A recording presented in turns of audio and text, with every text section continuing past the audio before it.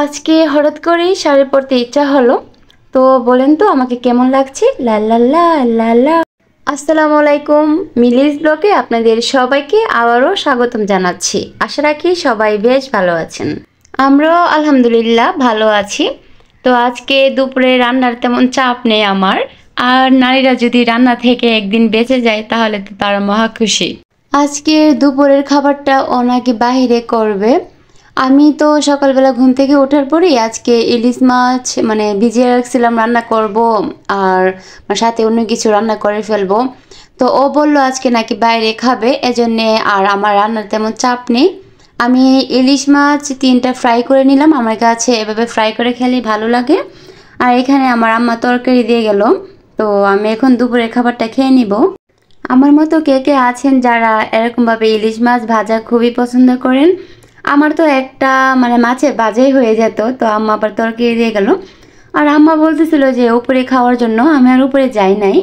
তো যাই হোক, এখন দুপুরের খাবারটা খেয়ে নেবো আর কি। তো একা একাই খাচ্ছিলাম। আর হ্যাঁ, ভিডিওর শুরুতে বলে নেই, প্লিজ ভিডিওর কোনো অংশ যদি ভালো লেগে থাকে প্লিজ একটি লাইক দিয়ে আমার ভিডিওটি সবাইকে দেখার সুযোগ করে দিবেন। আর যে বা যারা আমার ব্লগটি ইউটিউব থেকে দেখছেন প্লিজ চ্যানেলটিকে সাবস্ক্রাইব করে দিবেন। আর যারা ফেসবুক থেকে দেখছেন অবশ্যই চ্যানেলটিকে ফলো দিয়ে রাখবেন। নারীর আসল সৌন্দর্য নাকি তার শাড়িতে, আর আমার কাছে তাই মনে হয়। কারণ শাড়ি পরলে একটা মানুষকে সম্পূর্ণ ভিন্ন লাগে, আর আমার কাছে খুবই ভালো লাগে শাড়ি পরতে। কিন্তু পরতে ভালোবাসি, কিন্তু শাড়িটা না আমি পরতে পারি না আর কি, কুচি দিতে পারি না।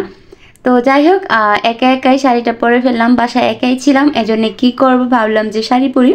আর আমি প্রায় সময় শাড়ি পরি, আমার কাছে শাড়ি পরতে ভালো লাগে। আর শাড়ি পরে একা একা ছবি তুললাম, টিকটক করলাম। আর আমি ওর জন্য অপেক্ষা করতেছিলাম। আমার হাজবেন্ড এখন দুপুরে আসে না, প্রায় সময় বাসায় আসে না, ও আসতে আসতে প্রায় রাত হয়ে যায়। আর ওর জন্য অপেক্ষা করতে করতে ও আসলো অবশেষে। আর আসার সময় এখানে ও অনেকগুলা মজা নিয়ে আসছে আমার জন্য। আমি না আমার বিয়ের আগে সবসময় ভাবতাম যে, আর আমার বান্ধবীর কাছে বলতাম সবসময় যে আমার বিয়ের পর না আমি সবসময় শাড়ি পরবো। আর শাড়ি পরতে আমার কাছে ভালো লাগে, আর আমি শাড়ি খুব ভালোবাসি, এই জন্যে ভাবতাম যে আমি বিয়ের পর সবসময় শাড়ি পরে রাখবো। কিন্তু এখন আসলে শাড়িটা পরতে ভালো লাগে কিন্তু পরতে পারি না, এজন্যে পরা হয় না। মাঝে মধ্যে পরা হয়, মাঝে মধ্যে বলতে আমি কিন্তু প্রায় সময় শাড়ি পরি।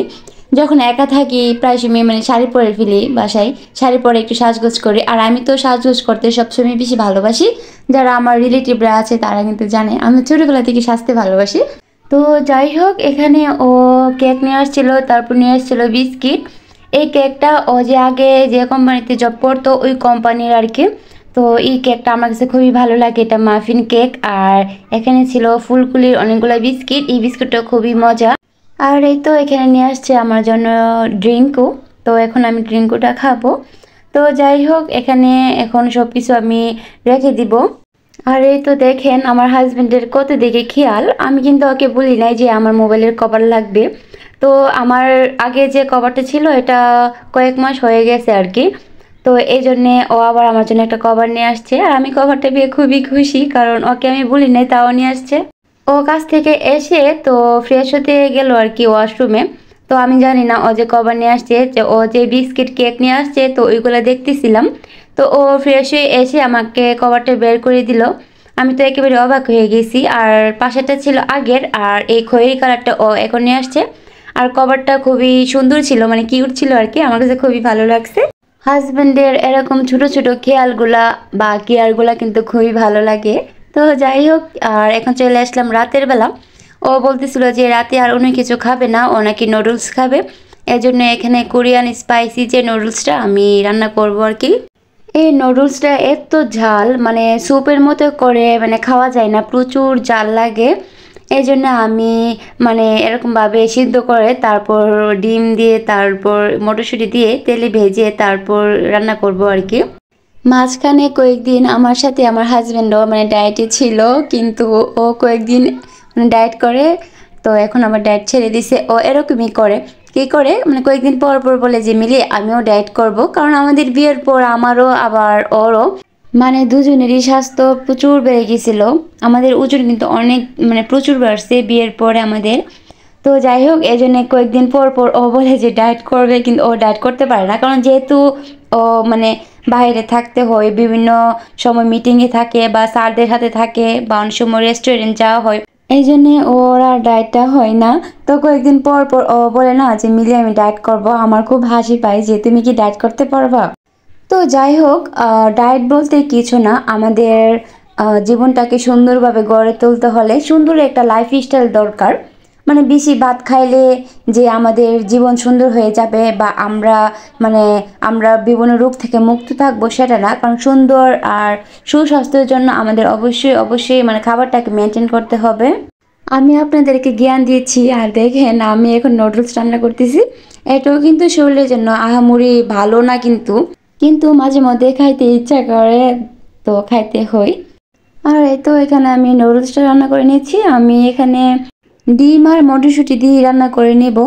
আমার কাছে নুডলস দিয়ে আলু দিলে ভালো লাগে, কিন্তু এখন আবার আলু দিলে আবার আলুটা মানে কাটতে হবে, এই জন্য আর ভালো লাগতেছিল না, অলসতা লাগতেছিল। তো যাই হোক, আর শাড়ি পরে কিন্তু রান্না করতে খুবই লাগে, মানে কেমন জানি লাগে, মানে ক্লান্ত ক্লান্ত লাগে, গরম লাগে।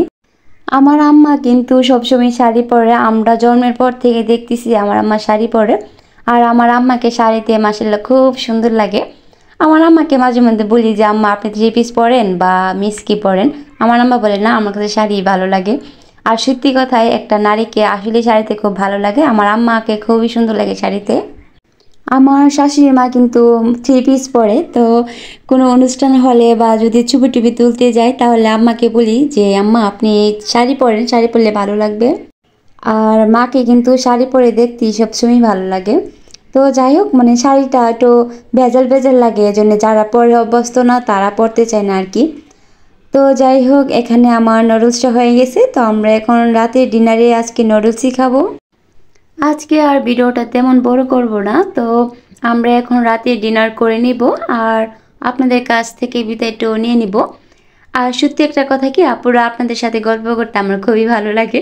মানে আমি যখন মানে ভয়েস ওভার করতে বসি মনে হচ্ছে যে আমি সবার সাথে মানে গল্প করতে বসছি, এমন আর কি। তো যাই হোক, আর হ্যাঁ এখানে একটা ডিম ওষুধ সিদ্ধ করে নিলাম, এটা দিয়ে আমরা রাতে ডিনারটা করে নিব। তো ঠিক আছে, সবাই অনেক বেশি ভালো থাকবেন আর আমাদের জন্য দোয়া করবেন। আর আপনাদের জন্য সবসময় দোয়া রইল, সবসময় পৃথিবীর সব মানুষের জন্য দোয়া করি, আল্লাহ সবাইকে সুস্থ রাখুক, ভালো রাখুক। আর এখন ফেসবুকে ঢুকলে, অনলাইনে ঢুকলে দেখা যায় যে বিভিন্ন মানুষ বিভিন্ন দিক দিয়ে মারা যাচ্ছে। আমার এগুলো দেখলে খুবই খারাপ লাগে। মানে এক কথা বলতে গেলে আমার একেবারে কান্না আসে পড়ে যদি দেখি যে মানুষ মারা যাচ্ছে, এরকম এগুলো দেখলে আমার কান্না আসে। তো যাই হোক, সবাই ভালো থাকবেন। আসসালামু আলাইকুম, আল্লাহ হাফেজ, টাটা।